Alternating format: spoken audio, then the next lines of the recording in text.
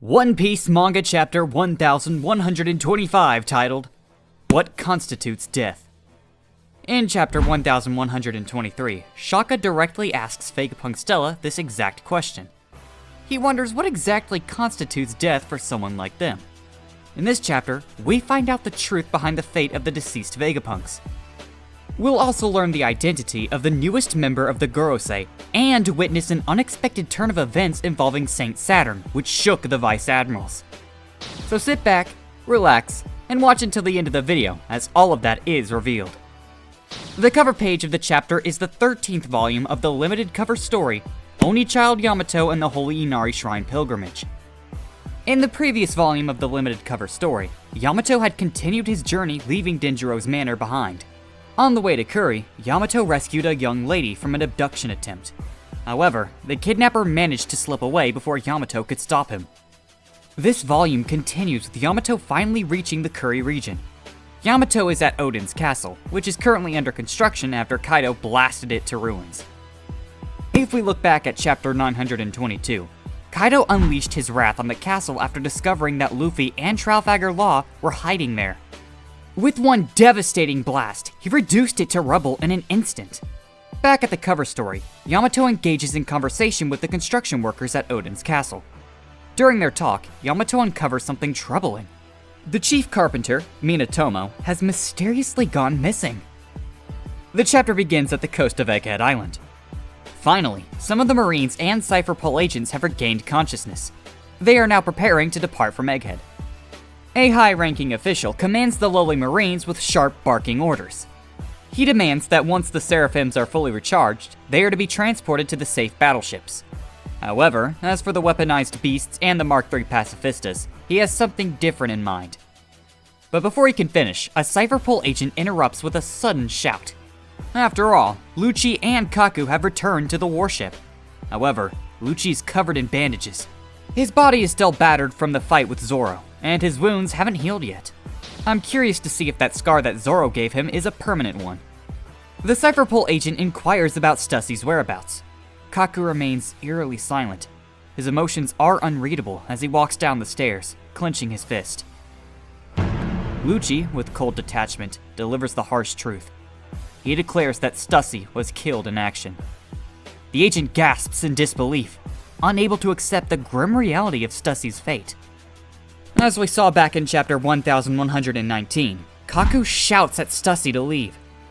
Fear gripped him as he imagined what Lucci might do to her after her betrayal. The thought of parting was painful, but Kaku knew he had no choice.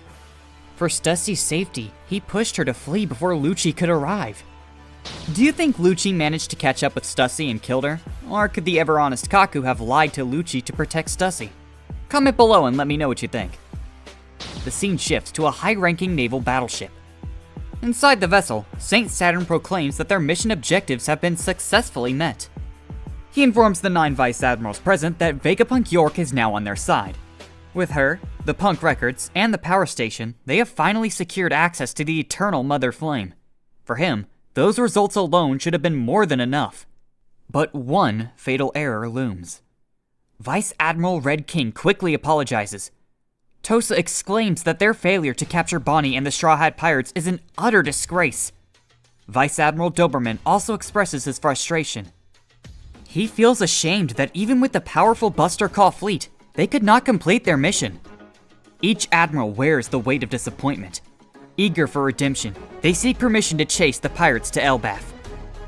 After a thoughtful pause, Saint Saturn denies their request. Right now, Elbaf is not of his concern. After all, the failure he refers to is something more dire. It is allowing Vegapunk's message to be broadcasted worldwide. Saturn considers that as an unexpected disaster. The Vice Admirals' faces grow grim with realization. The severity of their failure is etched in every line of their expressions. Saturn then adds one more underlying problem. He emphasizes the Iron Giant's awakening. For Saturn, it just feels so ironic that he has reanimated the sole sake of helping the pirates escape. As his expression darkens, the scene shifts to a flashback 200 years ago. At this time, Emeth, the Iron Giant, wreaked havoc on Mary Joaz before mysteriously falling dormant. Refusing to let it be destroyed, Saturn ordered the scientists to study Imith. The scientists were visibly conflicted. After all, they are tasked to scrap Imith. If this information gets leaked, they could be in great trouble. Saturn promises to take full responsibility for whatever happens. The scientists are thrilled by the prospect of harnessing Imith's power. Meanwhile, Saturn is convinced it will become a formidable military asset. To him, this is the future of science. The scientists are flushed with joy. They happily thank Saturn, thinking it would have been such a shame if the Iron Giant got junked. The scene shifts back to the present. Saturn's grim thoughts linger on Imith's recent actions. How did he, despite being dormant for 200 years, awaken to protect Luffy and the pirates? Sensing the weight of Saturn's words, Vice Admiral Doberman nervously voices his concern. As a humble and loyal soldier of the world government, there's just one thing he needs to ask no matter what. If failing to stop Vegapunk's broadcast was such a grave failure, could it mean there was some truth behind his revelations? The temperature drops in the room. Saturn's gaze hardens, and Doberman realizes too late the mistake he has made. In the next moment, Saturn shoots Doberman's head. He collapses to the ground, accidentally destroying the door behind him. His head is a ruin. Vice Admiral Guillotine could only scream Doberman's name. He immediately orders someone to wake up the medic team. Now this reminds me of when Saturn blows a lowly Marine's head back in chapter 1094. It was the same terrifying ability he unleashed upon his arrival at Egghead Island when one unfortunate Marine mistook him for a monster. The scene shifts to the Labo phase. As the artificial clouds around Punk Records grow larger, York wonders what is going on. She soon realizes that something is amiss. Inside the laboratory, the sky clouds are forming. Despite being confused at first, she eventually realizes what is happening. York knows that the current developments are not good. After all, the Cloud Loft machine is operating on its own. As it continues to spiral out of control, York readies her weapon. She speculates that Edison was behind the activation of the Cloud Factory. York is on edge. She complains about Edison refusing to willingly accept his death without doing anything. For a brief moment, Edison's face surfaces. Along with the sound of a smirk, he leaves one word: bingo! In the next moment, York snipes the Cloud Factory from the Labo phase. The bullet fired off towards the target, but her attempt still failed. York could simply stare at the sky as she curses. Annoyed at being outmaneuvered, she watches helplessly as the Punk Records detach from Egghead. It floats beyond her grasp, successfully being taken by Edison. The scene shifts to the holy land of Mary Joise. After hearing Vegapunk's broadcast, the Celestial Dragons are panicking. Vegapunk's message has shaken their fragile reality.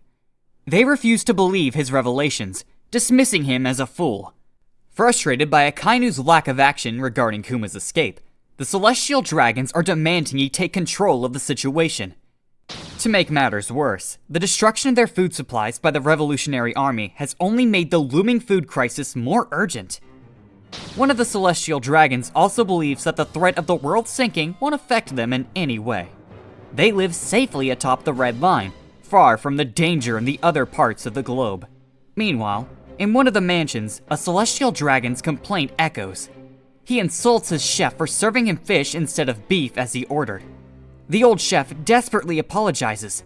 His tummy growls in hunger as he informs his master that their food stocks have decreased. Unfortunately, the Celestial Dragon doesn't care a bit. For him, the ongoing food crisis is so unheard of. As he pulls out his weapon, a loud bang resounds. The chef's screams echoes for a second, followed by the sound of his body falling. As days drag on, the Celestial Dragons reach their patience. All of them are barking about the food shortage. One of them exclaims that it's going too far. Another complains about the meal he missed yesterday. Not only that, but he also wasn't allowed to eat any snacks for the time being. The nobleman he's talking to says that is unacceptable. They refuse to be treated like common street rats. But with how things are going, they are left wondering if a famine is happening. At this rate, the Celestial Dragons are going to starve. Wouldn't be a bad thing, I fucking hate them. Everyone agrees to punish whoever is responsible for the crisis. That negligent fool should be tortured for their mismanagement. How could they let this happen? The scene shifts to the room of authority. While most of the Gorosei sit solemnly at their seats, Garling strides in. However, His voice is casual, too casual, as he announces new orders and a shocking revelation. The Gorosei ask why he is in the room of authority. Mercury wonders what Garling's new orders are. Also, from whom did he receive them? Jupiter is a bit confused as to what Garling means. On the other hand, St. Mars reminds Garling to be careful of what he says. He should be aware of his inferior position. Although visibly displeased by Garling's behavior, Nozduro only lets out an annoyed sound. As he takes off his sunglasses, Garling reveals everything. He says that York will fall under his supervision. After all, he is now the new defense science warrior god. He is replacing Saint Saturn. The Gorosei are shocked. Mars's voice is shaking, unable to contain his disbelief. Garling then takes a seat and talks with the Gorosei. He knows that chaos will eventually befall the world. An unprecedented level of rebellion will surely come. Crossing his arms, Garling urges the four to work together. As fellow elders, they must make sure to improve society according to the world government's will. Especially now that Garland Garling has been officially designated as the Defense Science Warrior God. Meanwhile, Jupiter simply stares in silence. Cold sweat runs down his face, realizing what all of these ultimately mean. The scene shifts to the coast of Egghead Island. Inside one of the naval battleships, a chilling scream could be heard. It is Saturn, squealing as his pained cries reverberate.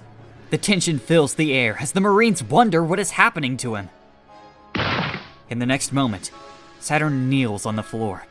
Black smoke and lightning erupt from his body as he shrieks in agony.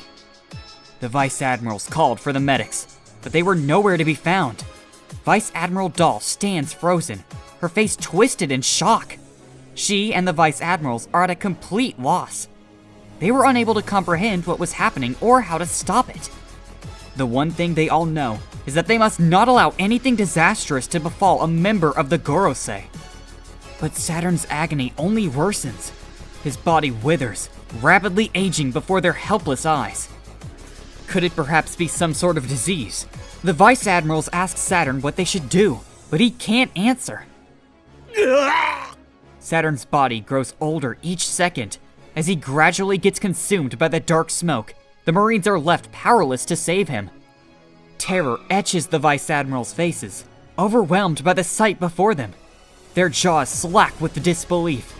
They can do nothing but watch in terror as their worst fears materialize. As Saturn's life slips away, a chilling realization sets in. This is no ordinary death, but Emu's punishment.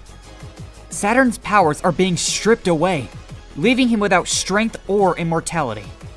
For a short second, Emu's figure surfaces in his mind.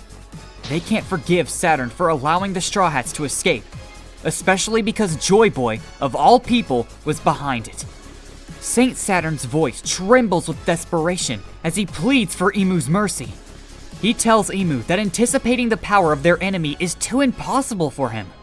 In the next moment, a violent eruption of black flames and crackling lightning erupts. Saturn could only scream as he got swallowed by the explosion. His shriek is cut short as the force of the blast sends shockwaves through the area, throwing Marines and Vice Admirals alike. When they get up, they are met by a terrifying scene.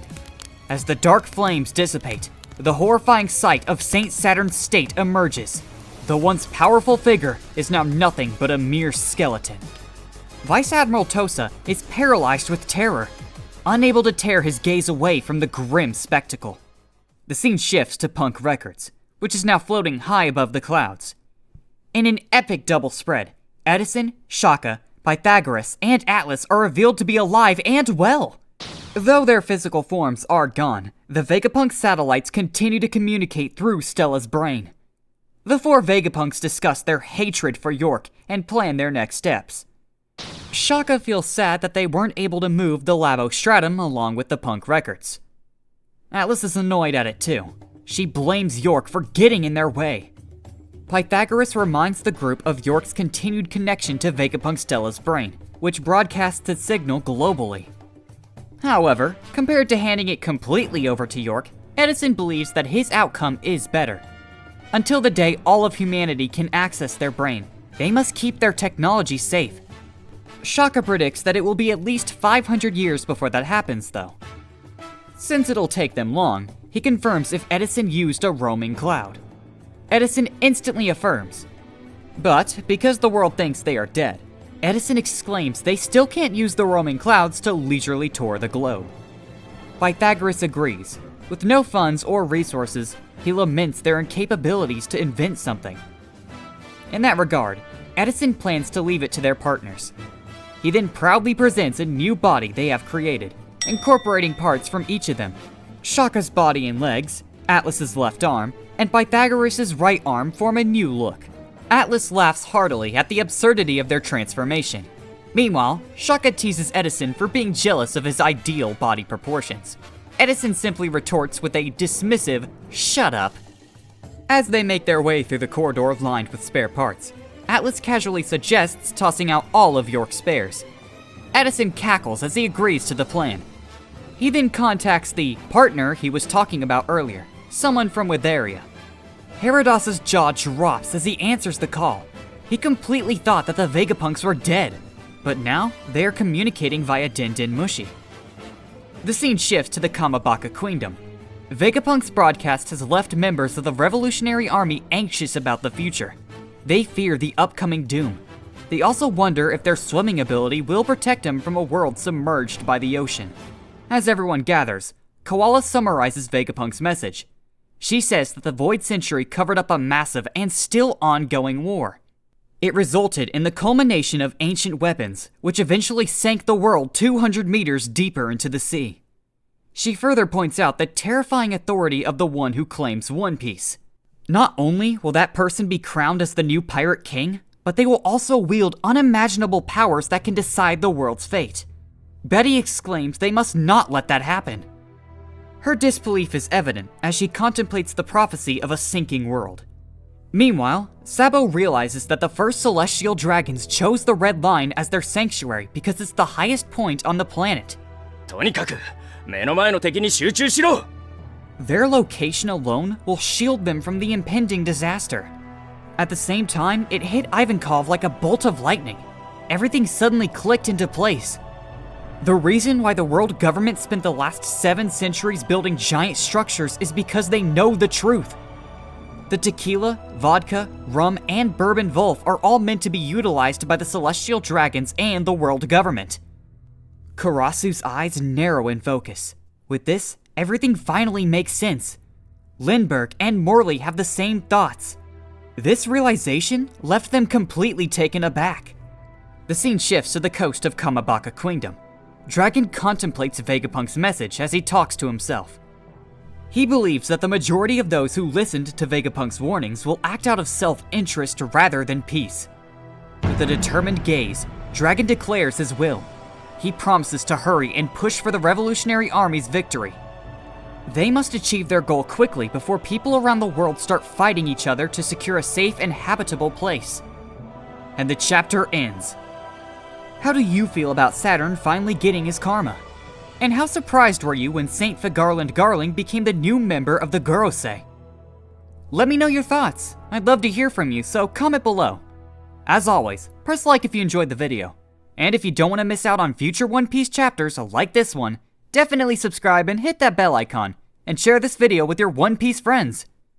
There won't be a break next week, so I'll see you next week.